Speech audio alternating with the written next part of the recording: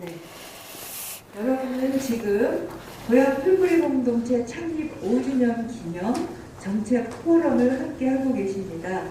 제목은 고양시 자치공동체의 어제와 오늘 그리고 내일이라는 주제인데요. 지금 발표는 4주제고요. 이번에는 고양시의 동주민자치의 전환 제대로 가고 있나? 네. 최경애 박사님이신데요. 사실 지금 이춘영 선생님, 김범수 선생님, 최경애 선생님, 마지막 발표하실 우리 오수길 선생님까지 합쳐서 모두 이분들은 고양시 자치공동체 어벤져스이십니다. 네. 최경애 박사님 모시고 고양시 주민자치의 시범 실시 과정을 돌아보고요. 전면 실시에 앞서 준비할 내용과 활성화 방안에 대한 이야기 듣겠습니다. 네, 부탁드립니다. 네, 박수 쳐주세요. 이렇게 온라인으로 어려운 시기에, 대면이 어려운 시기에 우리 지금 현장에 참여하신 분들 만나뵙게 돼서 너무 반갑고요. 그 다음에 제가 지금 방금 유튜브 조회를 해봤더니 21명에서 지금 26명이 왔다 갔다 하고 있습니다. 지금 온라인으로 함께 해주시는 우리 관심 있는 분들 다시 한번 만나서 반갑다는 인사드리고, 지금 보고 계시는 분들이 널리 알려주셔서 저희 유튜브가 다시 여러 번 재생될 수 있도록 어벤져스 역할을 해주시면 감사할 것 같습니다. 제가 맡은 주제는 제 성향하고는 전혀 다른 타이틀이 걸려 있습니다. 이게 제 4주제 고양시 동주민자치의 전환 방점 제대로 가고 있나. 제가 이렇게 부정적인 사람이 실은 아닙니다. 현장에서는 굉장히 긍정적이고 안 되는 일도 되게 하라. 그리고 뭐가 안 되냐. 이런 사람인데 지금 제대로 이러면 굉장히 우리가 무엇인가 빠뜨리고 있고 방향을 잘못 잡았고 그 다음에 누군가 열심히 안 하고 있고 그러기 때문에 그런 것들을 낱낱이 제가 지적을 해서 뭔가 제시해야 될 것 같은 그런 타이틀이 걸려 있습니다. 그렇지만 이 타이틀은 제가 선택한 것이 아닙니다.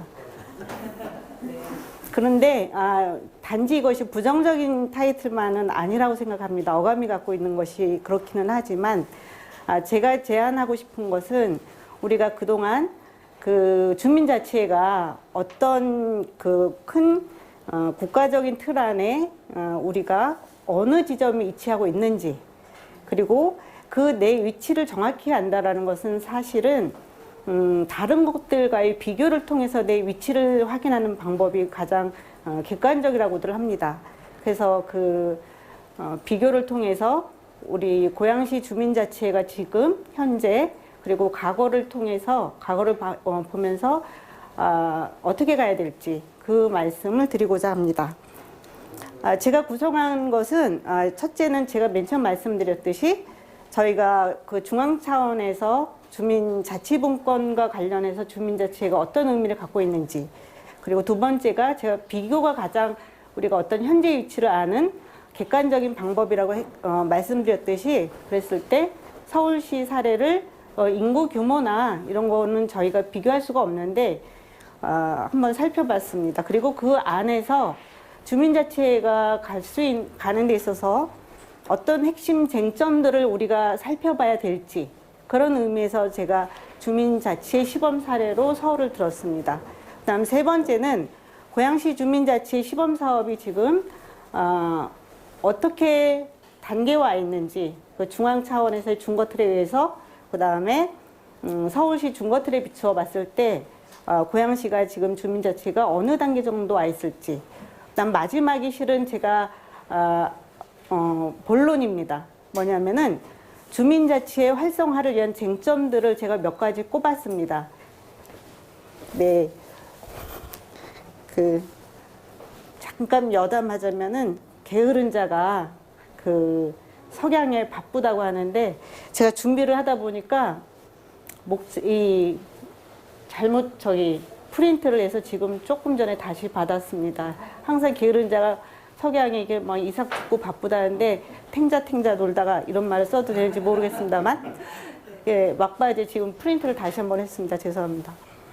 그래서 제 논의의 핵심은 제 4번에 달려 있다라고 저는 봅니다. 그러니까 어떻게 보면 그 많은 얘기들이 오갈 때 우리들이 과연 그 어떤 화두를 가지고 그 앞을 걸어갈지 그것들에 대한 이제 제시를 하고자 하는 게 제가 실은 이번 발표에서 핵심적으로 다루고자 하는 얘기입니다. 그래서 목차에서는 1, 2, 3이 있는데 1, 2, 3은 많은 시간 소요하지 않을 거로 생각하고 그 다음에 4번 주민자치 활성화를 위한 우리가 어떤 쟁점들을 가지고 준비해야 될지 그것이 아마 제 논문의 발표문 핵심입니다.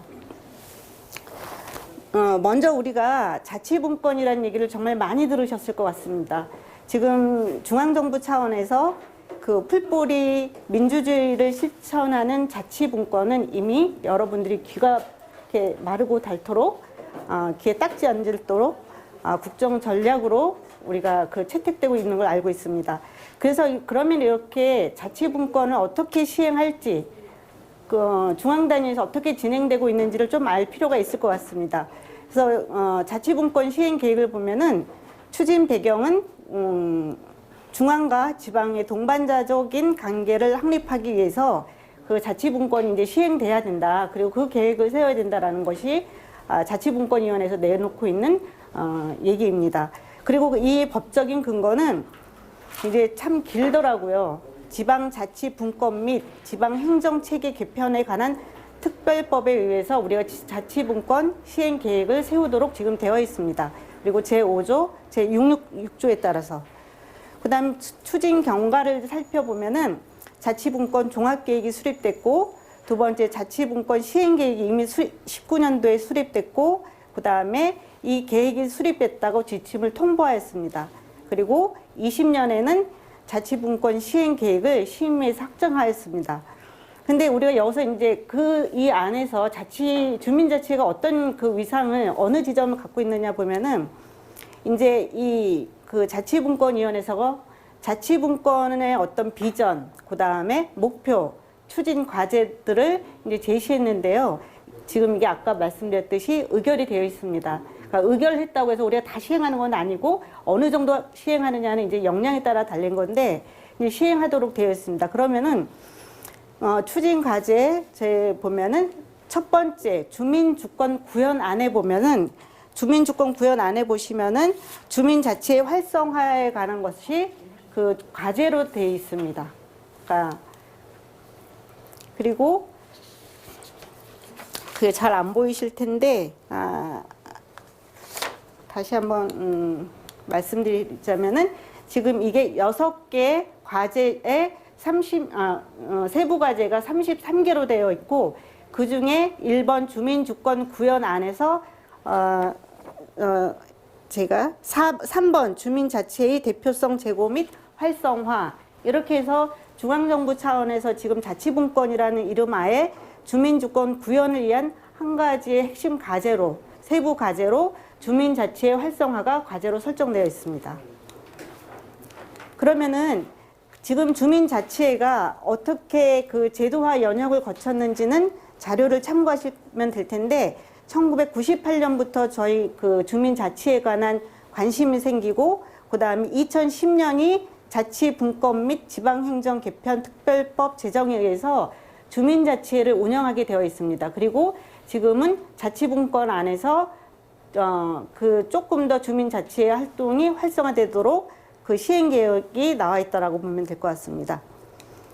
그 다음에 지금 이거는 그러면 우리가 주민자치회가 어떤 그 기능들을 하는가 이거는 그 행안부에서 내놓은 표준 조례안이 있습니다. 그러니까 이거의 대부분이 아마 주민자치회를 실시하는 동들이 아마 이 기능들을 가지고 이제 그 역할들을 할 텐데 가장 큰 것이 주민자치 업무, 두 번째가 협의 업무, 그 다음에 수탁 업무를 주민자치회가 할 수 있도록 되어 있습니다. 그러면 그 두 번째로, 그러니까 제가 지금 말씀드렸듯이 지금의 주민자치회가 국정전략안에서 어떤 위치를 점유하고 있는지, 그리고 그것이 어떤 기능들을 수행할 수 있도록 그 업무를 할 수 있도록 권한을 부여하고 있는지, 그리고 그것이 어떤 단계를 거쳐서 지금에 왔는지, 주민자치회로 왔는지, 그런 것들을 말씀드렸고, 이제 두 번째로는 주민자치 시범 사례를 제가 서울시를 들었는데, 기본적으로 우리가 어떤 대상들을 두 개를 비교한다는 얘기는 그 사이즈나 아니면 여타 다른 조건들이 동일할 때 그 비교의 객관성을 이제 가지고 갈 수 있을 텐데, 서울시하고 저희하고는 어떻게 보면은 비교할 수 있는 그 단위 정도는 아니죠. 인구 규모나 여러 가지 도시의 기반이라든지 그런 역사적인 어떤 특성이라든지 이런 것들을 비교할 수는 없는데, 제가 다시 한번 말씀드린 것처럼 우리가 고양시 현재를 알기 위해서는 그 진행되고 있는 것들을 하나의 중거 틀로 볼 필요는 있겠다. 어떤 것들이 핵심적으로 다루어져야 될지 그런 의미에서 설명드리고자 합니다. 그 서울시 주민자치 시범 사업의 실행의 가장 큰 특징은, 그러니까 이게 아마 핵심 쟁점들이 될 수 있을 것입니다. 그러니까 주민자치위원 선정의 대표성을 어떻게 확보할 것인가. 그 다음에 주민세 및 시민 참여 예산 사업 선정 권한을 줬는데, 이것들은 결국 주민 권한을 어떻게 강화하고 실제로 부여할 것인가. 그다음 세 번째는 대표성하고는 조금 다른 얘기인데 포괄성이죠.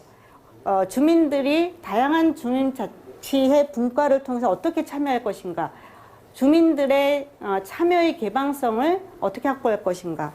그 다음에 우리가 계속 얘기하는 것처럼 다양한 의견을 하나로 모아내는 공론장들이 살아있을 있는지. 그 다음에 아마 5번이 앞에서 발표하신 이춘열 위원장님께서 말씀하신 그 동자치지원관이라든지 이런 행정체계를 과연 우리가 가지고 가는 거 맞는지 서울에서는 시행하고 있는데, 이 서울시 주민자치 시범사업의 이런 특징들이 아마 우리가 다루어야 할 핵심 쟁점들일 것입니다. 그래서 서울시 주민자치 시범사업의 주민자치위원회와 자치의 그 차이는 자료로 가름하겠고요. 이제 제가 이 표는 꼭 설명드리고 싶은 이유 중에 하나가, 지금 서울시는 2017년도부터 4단계에 걸쳐서 서울시 전 구에 대해서 지금 물론 동이 일부 다 포함됐느냐 안 됐느냐는 차이가 있지만 17, 18, 19, 20 4년에 걸쳐서 전면 실시 단계에 들어가고 있습니다. 그 다음에 주요 주민자치회가 운영되는 것은 1차년, 2차년, 그 다음 3차년 이렇게 해서 한 3년 정도의 그 한 텀을 두고 있는데, 요것도 자료로 가름해도 될 것 같습니다. 맨 처음에 주민자치회를 어떻게 구성하고, 그 다음에 분과를 어떻게 구성하고, 그 다음에 총회를 어떻게 구성해서 결국은 그 동에 필요한 주민들이 필요한 사업들을 어떻게 시행할 갈지, 이것이 이제 3년 정도에 걸쳐져 있습니다. 그러면은 이 중에 저희가 그러니까 살펴볼 수 있는 쟁점들이, 주민자치위원회를 신규로 구성을 할 때 어떤 대표성을 가질 수 있게 구성하느냐, 이것이 굉장히 중요한 쟁점입니다. 그래서 이제 그 서울시 중에서도 2017년 전 동이 그 주민자치회를 전면 실시한 금천구 사례를 제가 주로 사례로 가져왔습니다. 그러면 대표성을 확보하기 위해서 금천구에서 그 주민자치위원 모집을 어떻게 했는지, 홍보 방식, 현수막, 전단지 이것들을 한번 살펴보시면 좋겠고, 그 다음 두 번째는 주민자치 학교를 어떻게 운영하고 어떤 내용을 할지, 거기서 우리가 주민자치위원이 핵심적으로 갖춰야 할 역량들을 어떻게 대부분의 많은 사람들이 교육에 접근할 수 있는지, 이것이 이제 핵심 쟁점이 되겠습니다. 그 다음에 세 번째가 주민자치위원들을 어떻게 대표성이란 문제를 해결하기 위해서 어떤 방식으로 선정했는지 보면 연령, 성별 현황들이 있습니다. 그 다음에 이제 네 번째는 이제 운영 계획을 잘 수립하자. 그럴 때 이런 것들이 있고, 또 분과 구성도 이제 그 동마다 특이점이 있습니다. 제가 다음에 보여드릴 사례를 보면은 그 분과 구성이 동마다 다 다르다는 걸 알 수 있어요. 필수로 들어가는 분과는 하나는 다 있고, 그 동의 특성에 맞춰서 분과 구성이 조금 다른 거를 저희가 볼 수가 있습니다.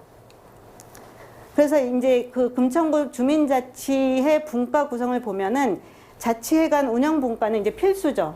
모든 동들이 가져가야 될 분과고, 예를 들면 이제 가산동 같은 경우는 다문화복지분과가 있습니다. 그런데 다문화복지분과가 다 있지는 않다는 거죠.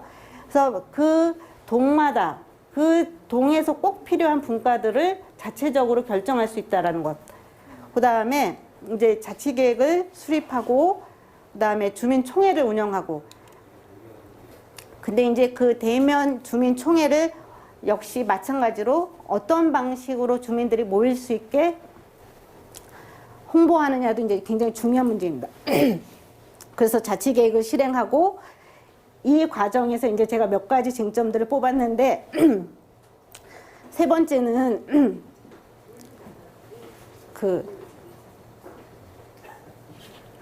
제가 말을 너무 급하게 했나 봅니다. 시간을 보면서 제가 늘 어느 발표나 모임 가면은 시작도 칼같이, 발표 시간도 칼같이 그러다 보니까 조금 속도 조절이 이러면서 좀 늦었습니다. 죄송합니다. 제가 이제 핵심입니다. 기본적으로 제가 말씀드리고 싶은 거는 어떤 마음으로 어떤 발표를 하느냐는 저는 굉장히 중요하다고 생각합니다. 제가 기본적으로 굉장히 긍정적이고, 그 다음에 사람에 대한 선한 마음을 갖고 있는 사람인데, 누굴 이렇게 막 해주고 싶지는 솔직히 않습니다. 그래서 제 발표가 정말 2010년 이춘열 대표님하고 김범수 박사님이나 이렇게 같이 활동을 시작했던 분들의 그 열정만큼 고양시가 자치도시로 가는데, 그리고 곳곳에 공동체 활동이 뿌리 내리는데 조금 도움이 됐으면 하는 바람에서 시범 사업에 대해 본격적으로 말씀드리겠습니다. 우선 저희가 경기도 안에 2010년, 20년 6월 현재를 보면은 고양시가 지금 시범 실시하고 있는 동이 7개인데 그렇게 많지 않습니다. 예를 들면 지금 가장 인접한 파주시하고도 저희가 비교했을 때 더 적습니다. 그리고 김포시보다도 더 적고, 그게 저희 지금 양적으로 보면 현황입니다. 그 다음에 주민자치 시범 실시 추진 개요는 제가 가름하도록 하고요, 자료로. 그 다음에 자, 그러면은 고양시 안에서 지금 주민자치회가 어떤 주민자치, 자치분권, 지방자치, 이런, 자치도시 구현, 이런 데서 어떤 위치를 점유하고 있냐 보면은 핵심 전략 중에 지역 참여 활성화 중에 주민자치의 확대 추진이 지금 저희의 시정에서는 당면 과제입니다. 확대하는 게 당면 과제인 거예요. 그리고 추진 단계는 저는 이걸 1, 2, 3단계로 했는데, 행안부에서 2차 시범 사업으로 선정된 1단계는 저희가 이제 풍산동하고 창릉동, 그게 이제 시범한 게 1단계로 보고, 2단계는 이제 작년에 선정되고 올해 지속되고 있는 거, 그 다음에 21년 이후에 지금 한 10개 동을 추진하고 있겠다고 합니다. 그 다음에 이 주민자치위원회나 주민자치의 비교는 서울시하고 크게 다르지 않고, 의원수만 좀 다른데 저희가 20에서 50명입니다. 그리고 이제 주민자치에 어떻게 구성할지에 대해서는 크게 앞에 서울시 사례하고 다르지 않은데, 운영도 이제 크게 다르지 않은데, 이제 본론으로 들어가자면은, 그러면 지금 이춘열 위원장님께서도 우리가 전체 지역의 공동체 활성화를 위해서 우리가 어떤 역할들을 해야 되고 뭐가 필요한지, 근데 가장 먼저 로드맵도 필요하고, 그 다음에 동자치 지원관도 필요하고 몇 가지 제안들을 하셨습니다. 그런데 지금 보면 우리가 5개동에 이번에 선정된 5개동의 주민자치회 위원들이 어떻게 선정됐는지, 그거에 대한 실제 자료입니다. 뭐냐면은 대표성을 확보하는 가장 1단계인데, 지금 여러분께서 보시다시피 주엽 1동을 제외하고 고양동, 그 다음에 화정 2동, 그 다음에 정발산동은 실제 저희가 모집하고자 하는 인원에 훨씬 못 미칩니다. 과연 이러한 주엽 1동에만 추첨 과정을 거쳤는데 우리가 얼마만큼 알렸을까? 주민자치위원을 모집하기 위해서 각 동에서 얼마만큼 열심히 금천구나 아니면 다른 동에서 했던 것처럼 대표성 확보를 위해서 우리가 얼마만큼 홍보를 했을까, 어떤 홍보 매체를 동원했을까, 그런 것들을 한번 살펴볼 수 있는 기회라고 생각합니다. 그 다음에 두 번째도 마찬가지입니다. 지금 우리가 세대별이라든지 굉장히 다양한 세대의 의견을 모아야 되는데 지금 40대 이하가 27.8%, 그리고 하정 이동이 조금 40대가 많습니다. 제가 자료 중에 빨간 표시를 한 건데, 그리고 나머지는 여전히 우리가 50대, 60대 중심의 주민자치의 이원으로 구성되어 있다, 결과가.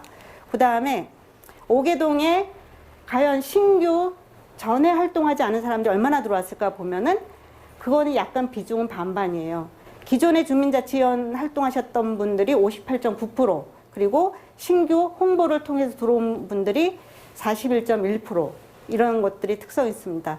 그리고 이제 성별은 고양시가 워낙 여성 참여도 높고 해서 그런지 반반이기는 한데, 그러면 우리가 여기서 과연 지금 고양시는 5개동이 처음 단계인데 어느 정도 우리가 주민자치위원들을 모으고 동의 대표성을 확보하기 위해서 어떠한 노력을 얼마만큼 기울였는지, 그런 것들에 대해서 한 번 더 살펴보아야 될 시점이다라고 보고 있습니다. 두 번째는 과연 어떻게 운영할까? 그 시범 사업을 지금 우리가 어떻게 운영할까? 지금 서울 같은 경우는 행정기관이 있고 주민자치사업단, 흔히 말하는 이제 그 자치구에도 이제 자치사업단이 있는데, 이게 행정적으로 우리가 과연 계속 그 부드러운 독재를 수행할 수 있는 사람들이 들어오는 걸 우리가 받으면서까지 갈지, 우리가 필요할지, 아니면 동굴이 발표한 것처럼, 동굴에서 이루어졌던 것처럼 어떻게든 우리식으로 갈지, 그것들에 대해서 우리가 마냥 받아들이기는 그렇다는 생각이 듭니다. 그래서 이건 이제 제가 앞에 얘기했던 거, 주민 자체가 그냥 갈지, 아니면 동지원 주체와 우리가 어떤 관계를 세우고 어떤 로드맵하에 어떤 행정적인 지원들이 필요하다라고 우리 스스로 결정할지.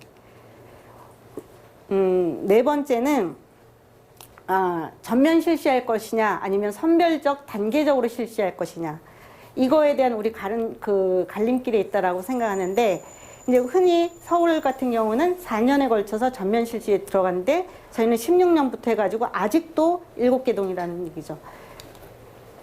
그런데 저는 이거를 전면 실시냐 아니면은 단계별 실시냐 할 때 이 얘기를 꼭 하고 싶습니다. 뭐냐면은 제가 분석한 것 중에 하나가 그 공동체 사업을 12년부터 19년도까지 했을 때 그 구별로 그 몇 가지 특성들이 있더라고요. 그러면은 과연 지원금을 많이 받은 동이 주민자치를 잘할 수 있을까?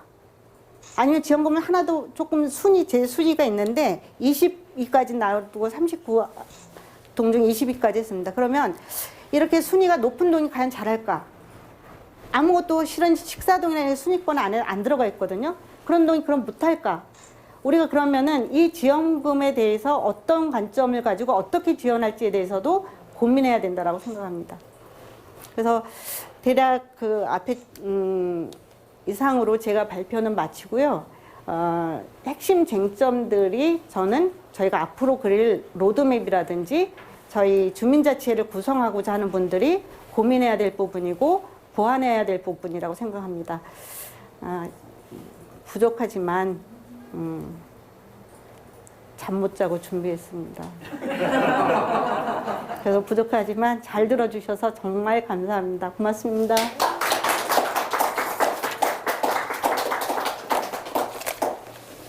잠 못 주무시고 발표해주신 세경의 선생님께 다시 한번 박수 부탁드립니다. 고맙습니다. 네.